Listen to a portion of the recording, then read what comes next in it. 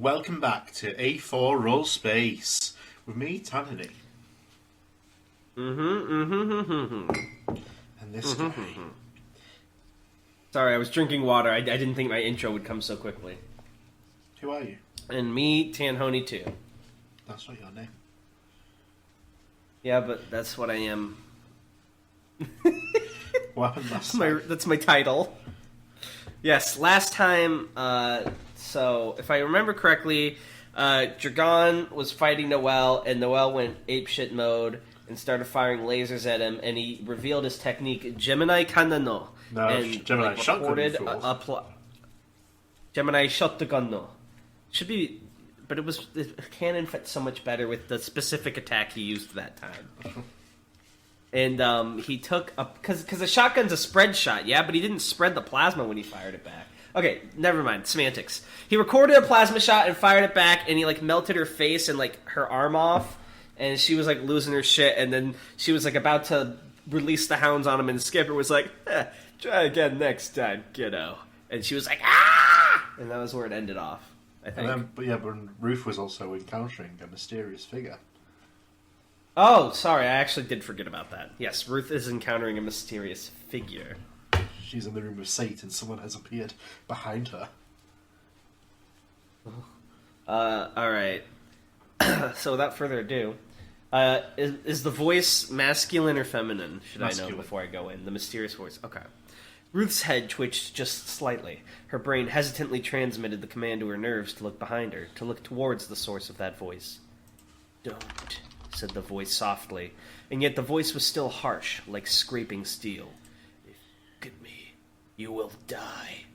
It was a struggle even to gulp. It was as if, I assume, she was an ant who had only just noticed the boot hovering above her. It says it was if she. No, it doesn't. Fuck off! It was as if she was an ant who'd only just noticed the boot hovering above her. The Grim Reaper was standing behind her, and she could tell from his voice that he was no liar.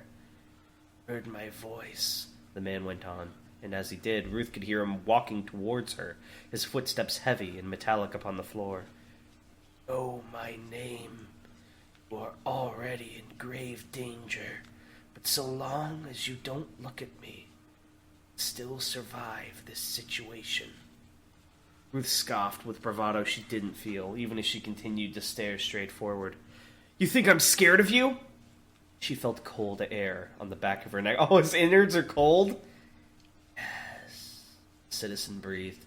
It wasn't true. He was lying. She was tricking him. She wasn't scared of anything. After all she'd seen, how could she be scared? Bones dropping with plasma, I assume dripping with plasma, a flayed corpse against a post, Ruth in pieces on the floor? No. She shook her head. That last image, that hadn't happened.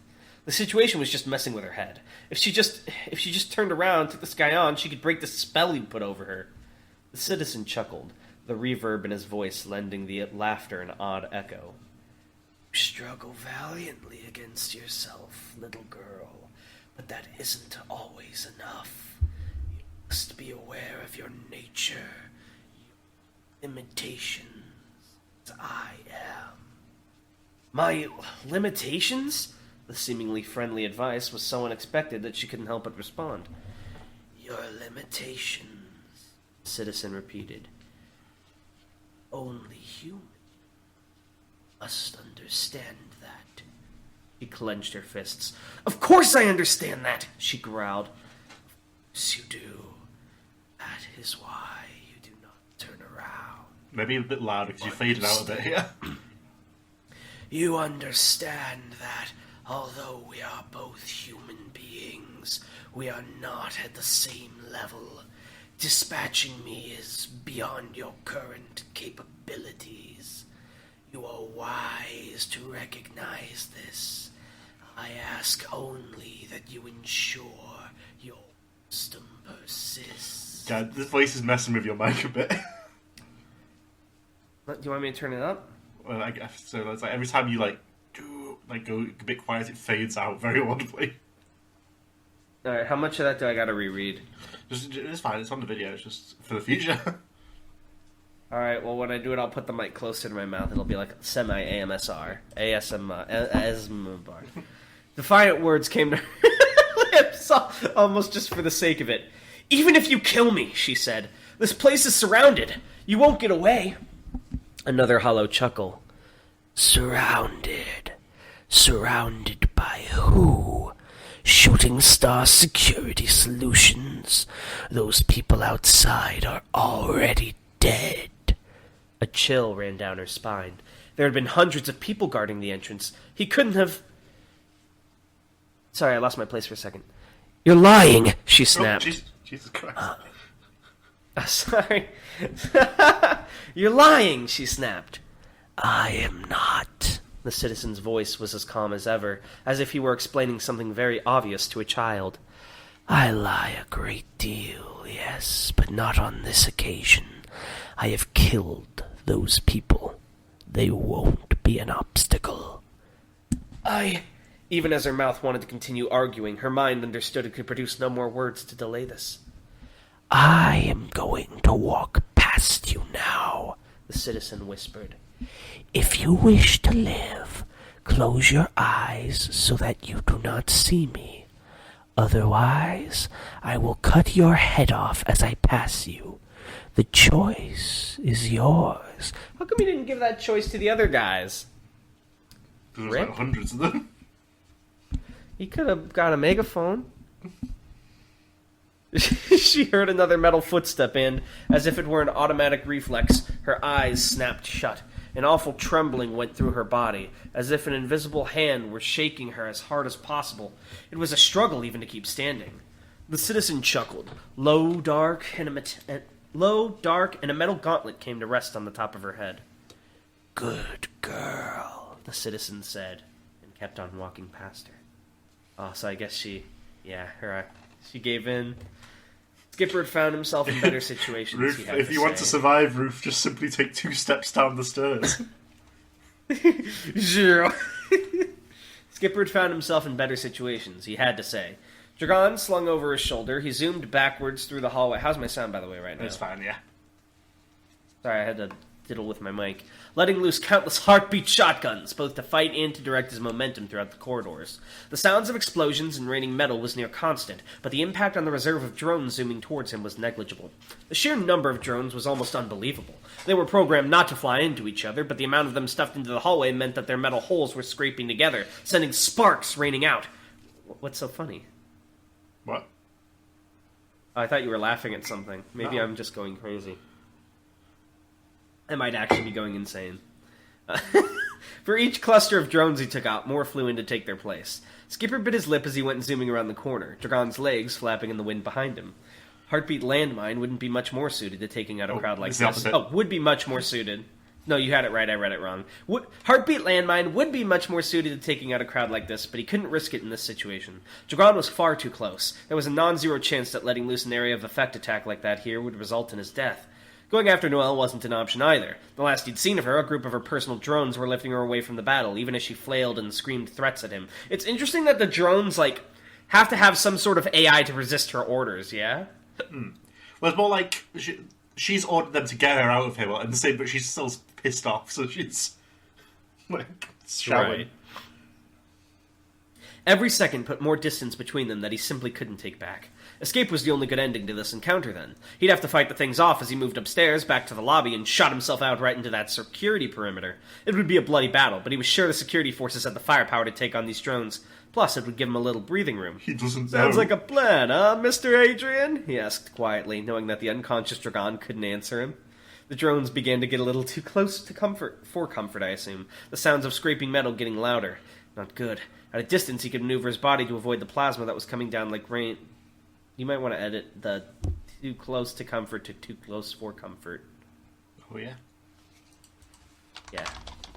Thank you. But any closer, and that wouldn't be the case. He might have been able to dodge, sure, but getting Dragon out of the way was another story entirely. Heartbeat shotgun. Another blast of sound accelerated their flight, sending them zooming through the corridors. As they flew, Skipper glanced upwards, as if he could see through the ceiling to see what was happening all those floors up. I don't know if you need to have see twice there. Just as if... There you go. The spot was happening all those floors up. He at least hoped Ruth was having a better time of things. Heartbeat shotgun! Heartbeat shotgun! As Skipper turned over in midair, he sent 2 shots zooming off at the ceiling directly in front of the drone's approach. There was a shatter of concrete and stone came raining down. Oh my god, he caved in a corporate building. It wouldn't block the drones, but it would certainly slow them down. Skipper came down to the ground, skidding to a halt as his boots kicked up sparks. He concentrated, felt the continuing heartbeat of Dragon. Okay, the kid was alright. Score 1 to him. He needed to get outside the building, to get to the security forces, but making his way through the hallways like this just wasn't sustainable. He needed to fast-track this somehow. His eyes flicked over to a closed elevator door not far away. All the elevators had been deactivated, of course, so he couldn't exactly get in and push the button. But you didn't need to be in an elevator to use the shaft. That's what she said. Skipper grinned. Ruth kept her eyes shut as the citizen passed by her, his footsteps heavy on the ground. Whoever he was definitely wearing some kind of heavy armor. Something metal, at the very least. Did you catch my sick, awful joke there, Tan? Yeah. Thanks. I've seen your I've seen your face, she heard Sate croak, speaking up for the first time in a while. I assume that means... Yes. When the citizen spoke, any traces of the genial friendliness he'd shown to Ruth were gone. His voice was cold. Ruthless. Get it? Because Ruth isn't there and her eyes are closed. Get it? Ruthless. You got it. I'm sorry. I feel like you're not putting up with me today. Empty. Once you tell me what I wish to know, I will kill you. Sate sighed, and it was as if all the worries in the world were being exhaled along with it. Thank God, he breathed. The names... There was no reason to even entertain the idea of a conversation here. Sate was already dead in the citizen's eyes, Ruth realized. The only purpose he served before that was made official was this intelligence. Of course, Sate said hurriedly, eagerly, but before he could begin, the citizen interrupted him. No, you will whisper it to me. If the girl hears, she will be killed. So, the voice was firmer. You will whisper it to me. It was a long moment of silence, save for the slightest inaudible whispering. Then the creaking of metal as the citizen stood up again. Every movement seemed like it put strain on whatever armor he was wearing. Ruth was sure she'd heard pieces of it snap more than once. How do I know you're not lying? The citizen intoned harshly, like steam burning at pipes. Sate chuckled humorlessly. Why would I lie? How would it profit me? I imagine it's second nature for creatures like us. Still. There was a sheen, like a blade being unsheathed, like a dozen blades being unsheathed. I believe you. Fire ran through Ruth's body. Go! She screamed at herself, as though she were trapped in a burning building. Don't just stand there! Do something! Bones scorched by plasma, a bloody carcass trapped to a post, bones melting away to nothing, a skinless husk, ropes binding it in place, bones aflame, Robin unrecognizable. Didn't move a muscle. Burn in hell, said the citizen calmly, and then came the slightest groan from Sate. The sounds of slicing echoed through the office for much longer than was necessary. Then the footsteps came back towards Ruth. You did well not to open your eyes, the citizen said. I will be gone from this room in 10 seconds. You may open your eyes then, and only then. Do you understand? Fuck you, her mouth went to say. Instead, though, she only meekly nodded, like a student being scolded by a teacher. Very good. And then he was gone, and Ruth was alone. With her eyes squeezed so tightly shut, the only reminder of the outside world was the hot tears of frustration on her cheeks. Skipper flew. The blasts of sounds that had previously served as acceleration were now his only means of steering as he soared through the elevator shaft system, holding Dragon between his shoulder and his neck as he went. For a big place like this, 1 or 2 elevators never cut it, and linear shafts wouldn't do the trick. The place that he was now traveling through was more like a network of interconnected tunnels, which elevators would zoom through both vertically and horizontally to reach their destinations. Oh, it's like some Willy Wonka shit. Those elevators were frozen now, stuck in the middle of the network as obstacles, but obstacles could also be cover. Skipper blasted himself behind one of them just as the pursuing pursuing drones fired off another volley of plasma fire. Nice! Nice! He was making good work of it, good progress towards the exit. As the elevator melted under the sheer amount of plasma it had been drowned in, Skipper blasted off again, heading for the slightly wider tunnel that he knew would be built to house a slightly bulkier elevator, the kind of fancy one you'd want your guests to see when they came in from the entrance. "Hang in there, kiddo," he muttered to the unconscious Dragon, trying to ignore the angry buzzing of the drones pursuing them. This was the last stretch. Ruth didn't really know how long she stood there for, fists balled at her sides. It was long enough for the flies to take interest, long enough for them to gather around the thing she knew was behind her, the corpse. She wondered what it would be like when she turned around. Not good. She hadn't seen what exactly the citizen had done, but she'd heard enough to know it wasn't an easy death. Her eyes were still closed. She knew that, without a doubt, the citizen was gone, but the fear inside her wouldn't allow her to be sure. There was a part of her certain that if she opened her eyes, she'd instantly be cut to pieces by the man's blades. What would Skipper think? He trusted her to get Sate. She'd let him down. She'd let everyone down. Could she maybe chase the citizen down? Make all this right again? No. With that destination in mind, her feet wouldn't allow her to move. Cowardly self-preservation triumphed once again. Coward. Coward! Oh, that hits deep. It kind of gives me Poon Poon vibes, I feel, for poor Ruth. Ruth found her body retch forward, and a spike of alarm ran through her head, only for it to crumble away into disgust when she realized that it was only a pathetic silent sob. She'd let everyone down, and now here she was crying out of self-pity instead of doing something about it.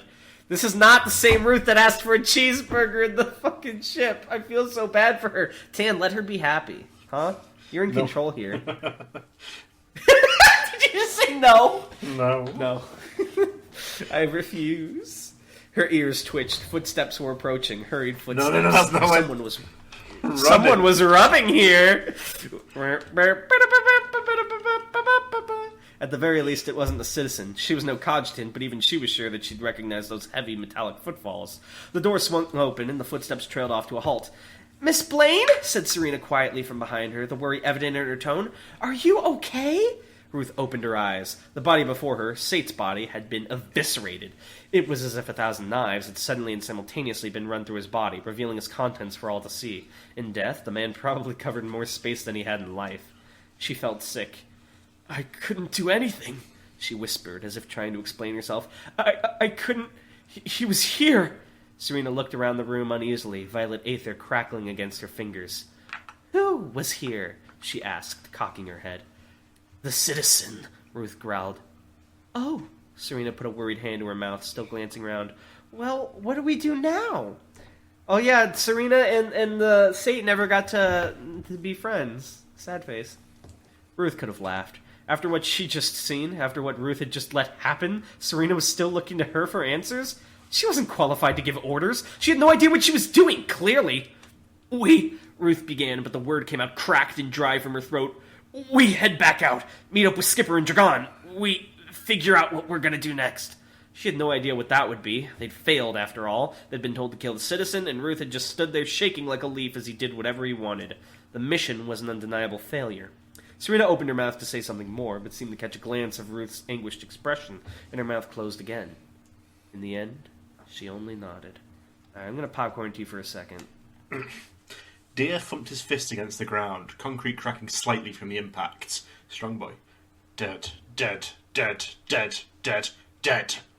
He'd gone from each body to the next, the ones that looked reasonably intact, looking for any signs of life. Nothing. He'd hoped in his hearts of hearts that there would be at least one person he could save, one person he could bring back from this, but nothing. Always nothing. Stuffing his emotions back down inside of him, Deer rose to his full height, clasping his hands behind his back. Just looking at him, there would be no sign of the inner turmoil that had been brewing him only moments before. Every single officer who had been stationed here had been killed at the same time, by a shower of silver blades that rained down on them from above.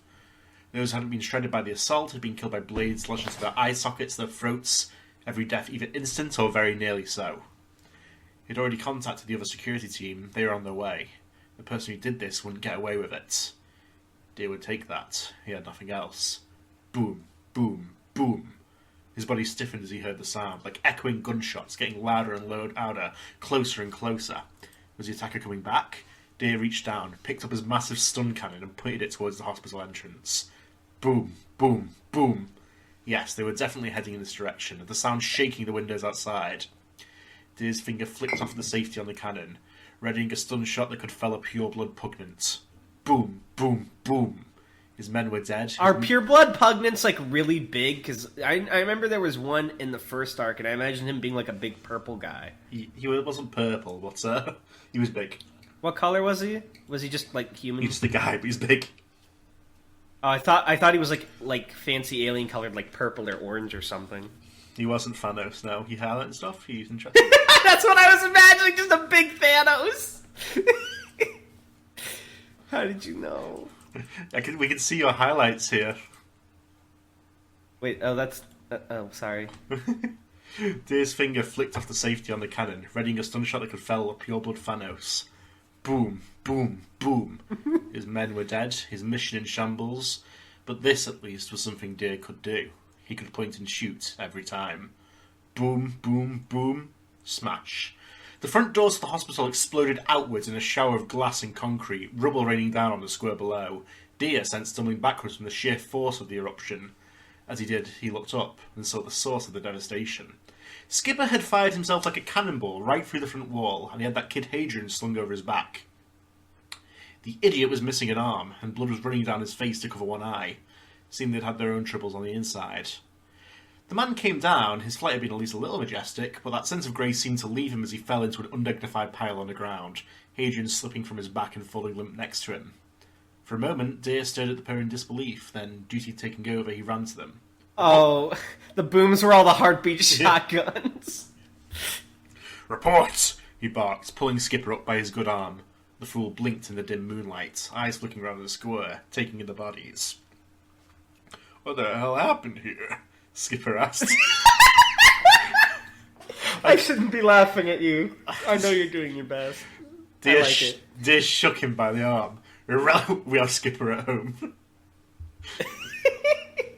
Irrelevant, he said, stuffing useless emotion down. Report! What happened in there? A sense of urgency seemed to come back to Skipper. Ah, shit, he said, whirling back around to face the ruined hospital entrance. You may want to take cover here, buddy. This is... Plasma, a veritable ocean of it, flew out at them from within the swirling dust. For a moment, Deer could only stare at it, mouth agape. Then, it's like that scene in The Shining where the blood comes out of the elevator, but it's just goopy plasma.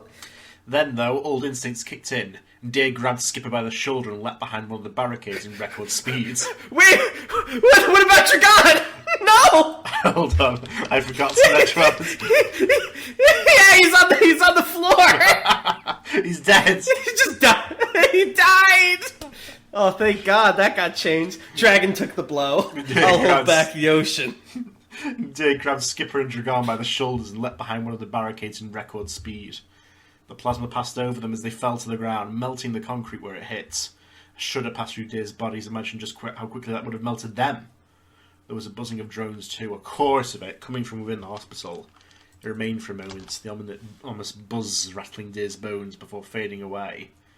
Skipper cleared his throat. They think they got us, he said quietly, switching to patrol mode instead. Not too smart, huh?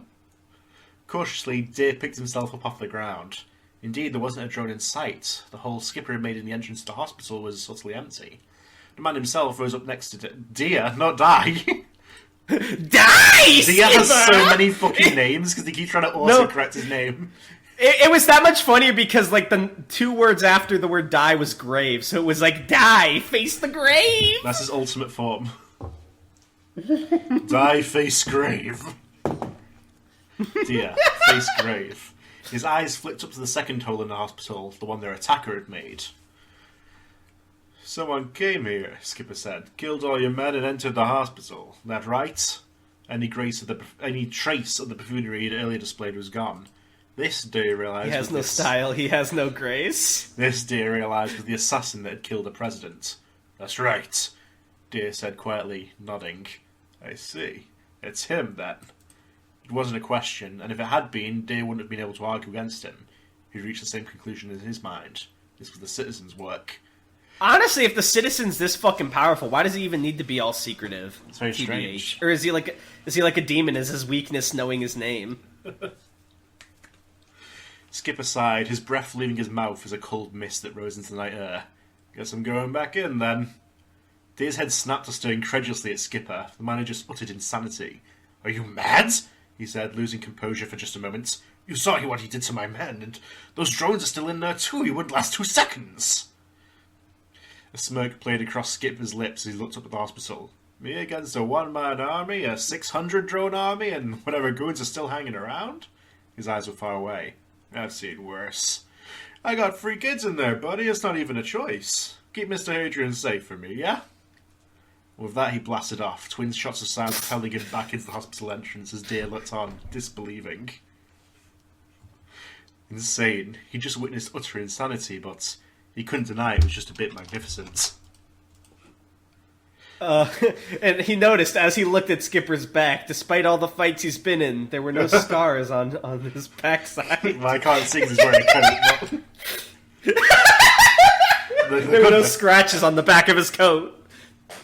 The first thing Dragon became aware of was the pain all over his body. The second was the groan of pain that escaped his mouth as a result. So, said Deer, the burly security chief standing over him, silhouetted by the moon, you're finally awake. Dragon's groan went on for an admirable length as he sat up and put a hand to his aching temple. What happened? He said, words coming out slurred. Deer's gaze... tried to cross the border, just like me and that horse thief over there. That pugnant over there. You still do that thing, though, when someone asks a question, you keep saying said instead of, like, asked or inquired.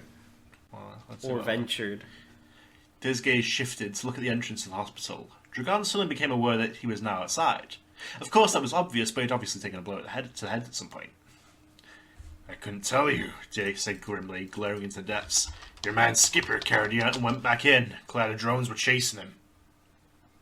So Skipper had survived his fall, then. Of course, he'd expected that, but it was good to know all the same. The last thing he remembered was firing off with Gemini's shotgun. A twinge of embarrassment crawled through his body when he thought of the name again. What had he been thinking? He must have been delirious from the pain or something, obviously. Did he come up with that name on the spot? Probably. Dragon picked himself up, legs wobbling beneath him.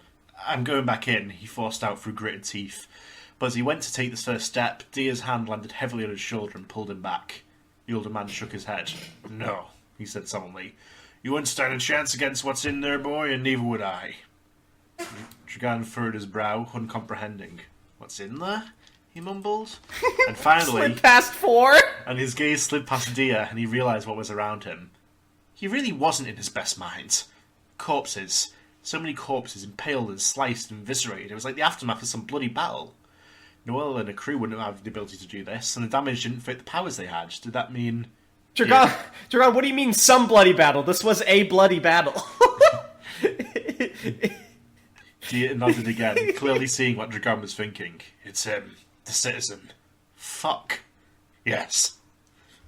That's not how people... Why would you say yes to fuck? What the hell? It's affirmation of the feeling that went behind it. The burst of adrenaline that had fueled Dragon for the last minute or so trailed off, and his traitorless legs sent him toppling back to the ground, leaning against a spare supply crate. He wasn't going anywhere. Still, if nothing else, he could talk like a champ. We can't just sit here and do nothing, he grunted. We can and we will. That's the job. Orders from command should come in soon. Dragon opened his mouth to argue further, to offer some token protest, but the words died in his throat. Instead, he looked up towards the hospital, face twisted into an anguished expression. Come on, he thought. Come on, you idiot.